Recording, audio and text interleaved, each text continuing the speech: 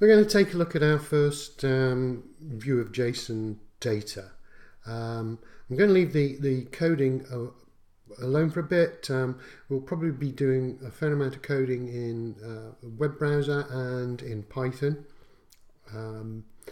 mainly because programming on an Android device at the moment would be a little lengthy to explain, but we'll come to that later.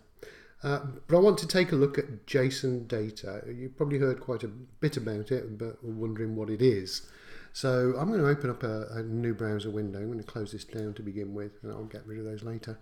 Open up a new browser window. I'm just going to search, for example, for UK crime data and an API, and see what turns up.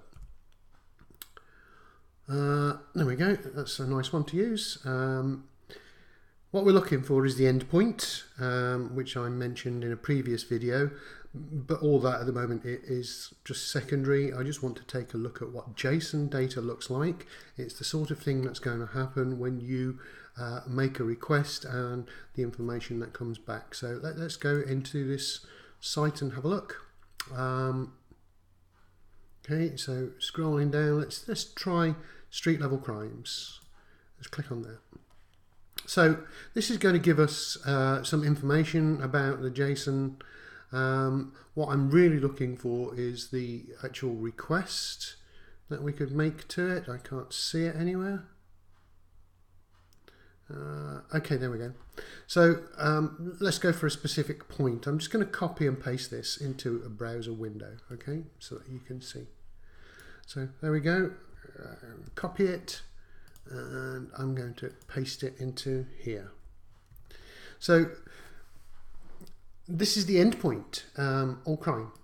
That is the endpoint. It's just a website, data.police.uk, the API folder, crime street, all crime, and then we're passing in some variables, being the latitude and the longitude of where we want it to happen, and what date it occurred on.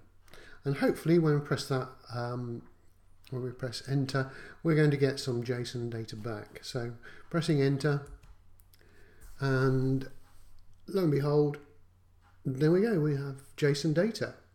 There's rather a lot of it, which is what tends to happen.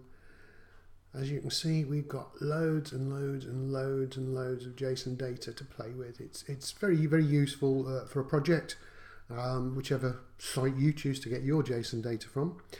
But really what I'm interested in is how this is made up. Okay, how are we going to create all of this for ourselves?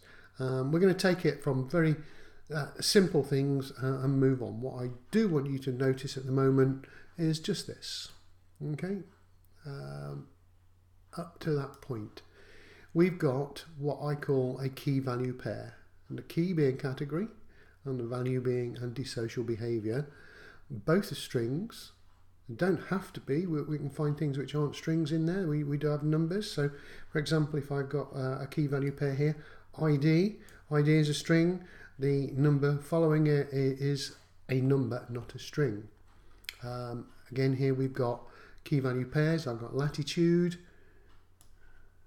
as a string, and the number that's returned also as a string. Now these key value pairs are always separated by a colon. Normally there is an open brace and there would be a closed brace after it.